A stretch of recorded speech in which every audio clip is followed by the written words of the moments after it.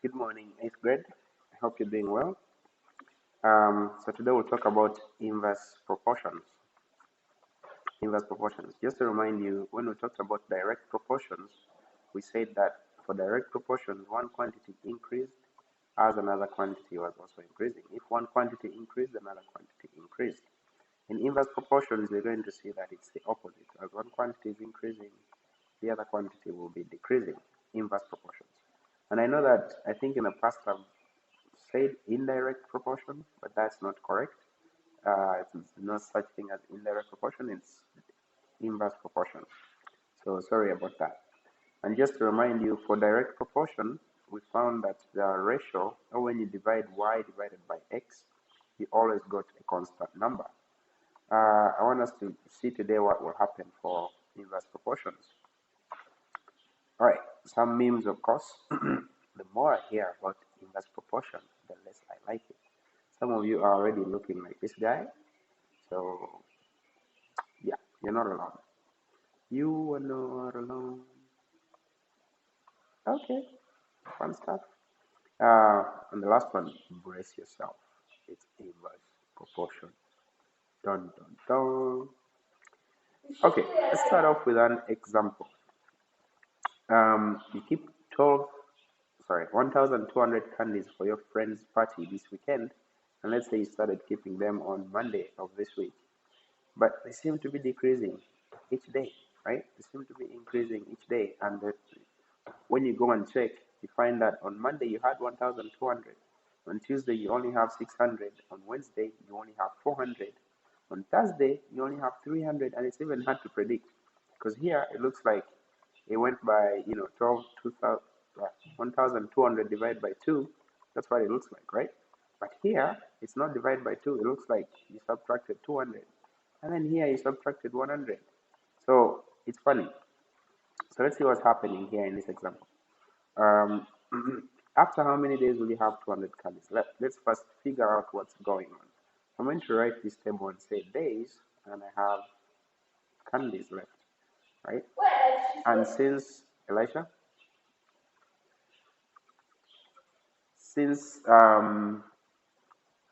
Elisha, thank you. Sorry about that, guys. Since the days are going up, so I'm going to use numbers for days. I'm going to use 1 for Monday, 2 for Tuesday, 3, 4, and 5, right? On Monday, you have your good 1,200 candies. On Tuesday, you have 600 candies. On Wednesday, you have 400. On Thursday, you have 300. And on Friday, you have 240. What we see is that as the number of days is increasing, the number of candies is decreasing. So this is a perfect example of an inverse proportion. Days going up, candies going down. So let's look at what's happening. Remember, for direct proportion, we divided. And when we divided, we always got the same thing. So let's check if that works here. If I try to divide 1,200 by 1, if I divide that by 1, the answer I get is 1,200. If I try to divide 600 divided by 2, the answer I get is 300. If I try to divide 400 divided by 3, I don't need to go on, but I hope you can see these answers, the constants, I'm not getting the same constant. I'm not getting the same value. So obviously this is not direct proportion. I want to try something else. What if instead of dividing, I multiplied? What if I multiplied? Let's see. If I multiplied 1 times 1,200, the answer I get is 1,200. Okay? If I multiplied 2 by 600, the answer I get is 1,200. Very good. If I multiplied 3 by 400, the answer I get, would you guess, 1,200. And if I multiplied 4 by 300, the answer I get is still 1,200. If I multiplied 5 by 240, I'm pretty sure the answer will be 1,200. So what we see is that when each of these values is multiplied, we get the same exact answer, the same exact number.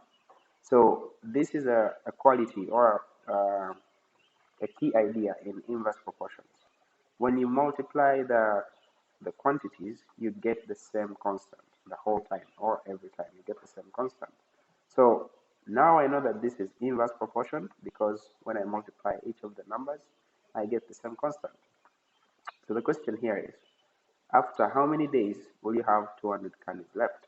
So I can use any of these things. I know that when I multiply the days and the candies, I call the days x and I call the candies y. If I multiply the days and the candies, I must get 1,200. So when they ask me after how many days will I have 200 candies left, I'll just multiply. I'll say I don't know what the days are, yes, but I can multiply them by the candies, which I know, and my answer has to be 1,200. To get x here, I'll divide by 200 this side, and I'll divide by 200 that side. Then I'll end up with x is equal to 1,200 divided by 200 is 6, and 6 days means that will be a Saturday. So on Saturday, I expect to have 200 candies left, or you expect to have 200 candies left. Me, I don't eat candy because they're not healthy. Right. So one other thing I want us to look at is what the graph of this situation looks like. If I try to graph this situation, if I say this is my 0, right? This is Monday, Tuesday, Wednesday, Thursday, Friday, Saturday, Sunday, another Monday, right? I'm just using the days for numbers. And if I say this is 200, 400, 600, 800, 1,000, 1,200. Okay, so on the very first day, I had 1,200 candies. So on day 1, I have 1,200 candies. Or actually, on day 0 is like your Monday, I had 1,200 candies. After 1 day, because this graph represents after 1 day, so this whole thing will be Monday, right? And this whole thing will be Tuesday, the whole box. So after 1 day, we saw that I had 600 candies. After 2 days, we saw that I had 400 candies. After 2 days, I had 400 candies. After 3 days, I have 300 candies and then 240. So I have 300 candies. If this is 200, my handwriting is so good I can't even see what I wrote. But this was 200, I promise you. If this was 200, then this 300 would be somewhere here. Then I have 240, and then I have 200. I hope you can see that this is not going to be a straight line at all. This is going to be a smooth curve, which again, I'm the best at drawing curves. Smooth curve, yay. All right. So that is what a graph of inversely proportional quantities looks like. It's a curve, it's not a straight line. And it's not any type of curve, it's a parabola. It's called a parabola because it's decreasing, it's a decreasing curve. It cannot be increasing. So if it was a curve like this, that doesn't mean proportional. Or if it was a curve like this, that one also does not mean inversely proportional. All right, I hope you remember. If it's in red, you write it down. So when two quantities x and y vary in such a way that x times y, or the product xy, is a constant, they're said to be in inverse proportion, or y is said to be inversely proportional to x. So xy is equal to k. Please write this down. It's just what I've been talking about. And the graph of this curve is called a hyperbola. Hyperbola is just the curve that looks like this. So you can go and brag to your younger siblings and tell them, do you know what a hyperbola is? You don't know. Let me tell you. And then you'll start telling them. Right, let's look at some examples. So 6 support staff workers take 2 days to mow the football field. Sadly, one of them gets sick, another one takes leave and can't work anymore. How long will it take the remaining 4 workers to mow the same field? This is a classic example of inverse proportion because as the number of workers increases, it's going to take them less time to do the same amount of work. I hope that makes sense. If you alone can eat a bucket of popcorn in maybe 2 hours, if your brother or mother or someone joins you, it's going to take much less time for both of you to eat the same amount of popcorn. So this is a classic example of inverse proportion. So what we know is that 6 workers takes 2 days. right? 2 days. We just use B. 2 days. And we want to know if there's only 4 of them, how many days will it take only 4 of them, right? Remember, for inverse proportion, you multiply the quantities. So what I know about this is that the product of these two must equal to the product of these two. Why? Because they're inversely proportional. So I know that 6 times 2 must equal to 4 times x, right?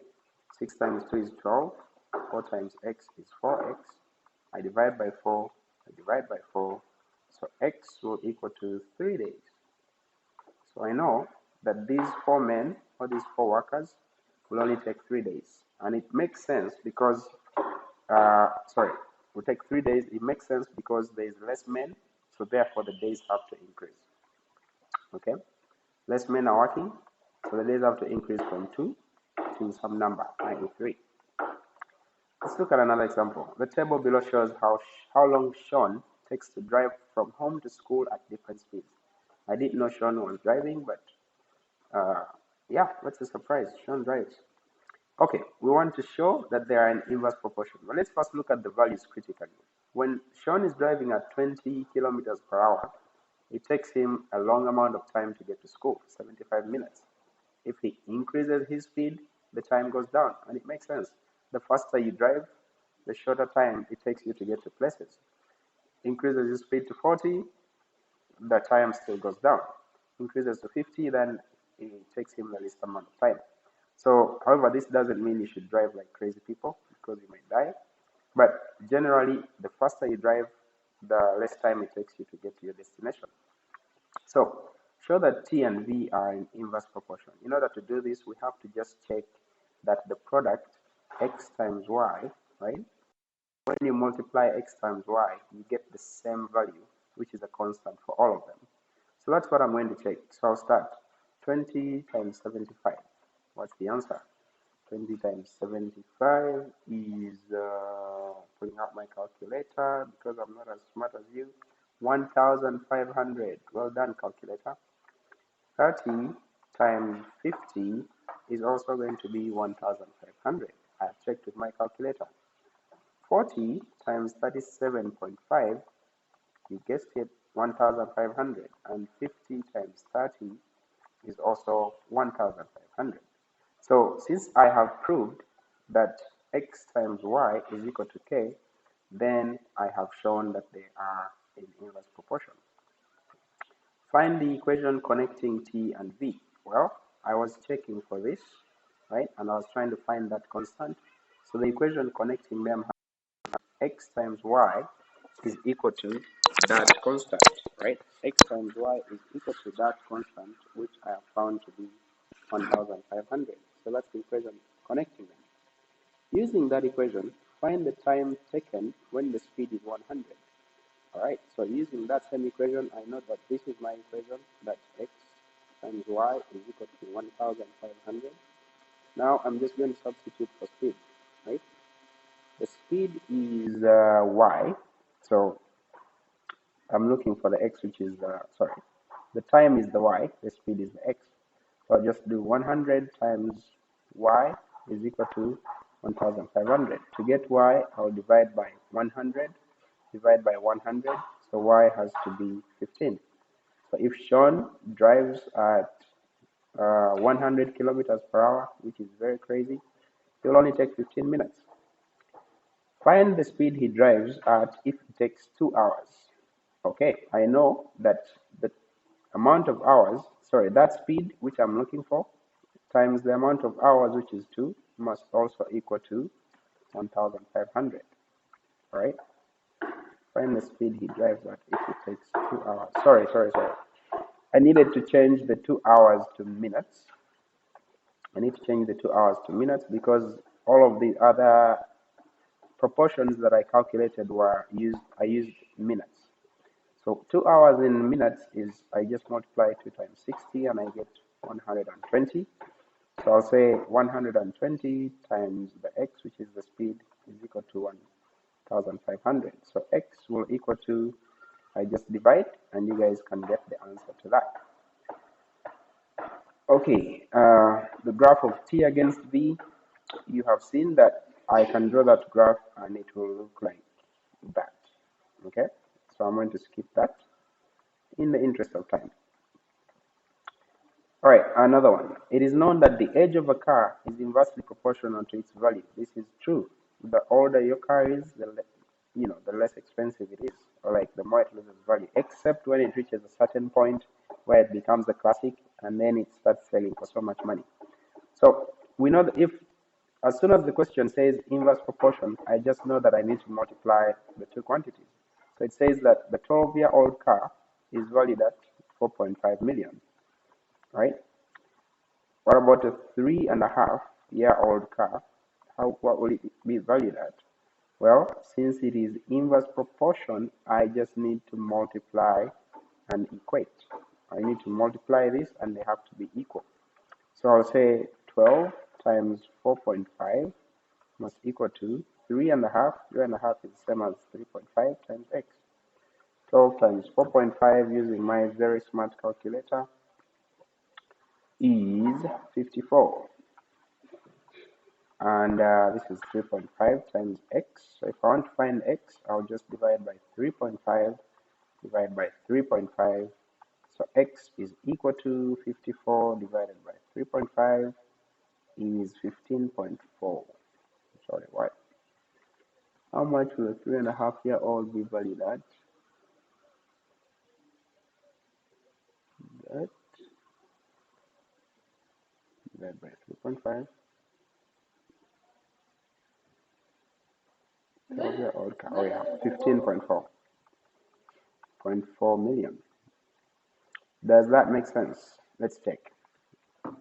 If the car is 12 years old, it's valued at 4.5 million. So if it's only 3.5 years old, we expect its value to be higher. So yeah, it does make sense. Okay, in football practice, the time taken to dribble around the field is inversely proportional to the age of the player. I'm just going to go quickly through this one. A 16-year-old player takes 20 minutes. So that product must be equal to a 12-year-old player times the number of minutes. Okay, 16 times 20 is 180 using my very smart calculator is equal to 12m. So what I do here is, 16 times 20 is 320. That was not my smart calculator. That was my not so smart brain. 320. Okay, since I want to find m, I'll divide by 12. I'll divide by 12. So m is equal to 320 divided by 12, 26.7 minutes. Pretty easy, right? Okay, so the questions you're going to do today for practice kind of look like this. A is inversely proportional to B. A is 3 when B is 8. Okay, find A when B is 4. So I'll just say 3 times 8 must be equal to A times 4 because I want to find A when B is 4. 3 times 8, I think is 24. What do you guys think is equal to 4A? And if I want to find A, I'll just divide by 4, divide by 4. So A is equal to 6. And then part B, find B and A is 8. I know that the product has to be the same. So 3 times 8 must equal to A, which is 8 times B, which we do not know. All right, so 3 times 8 again is 24, is equal to 8b. This is an equal sign. Divide by 8, divide by 8, b is equal to 3. So I'll put those answers in my transform, 6 and 3, and I will get check marks. All right, so your homework is on Google Classroom, but please, as you watch this video, write down all the questions. Write down all the questions that I've done, and then you don't have to write the question, just write the work and the notes and submit your pictures, and then you also submit a screenshot of your transform scores. You have a quiz tomorrow covering these these things that we've talked about so far. So I hope you will be ready for that. Bye.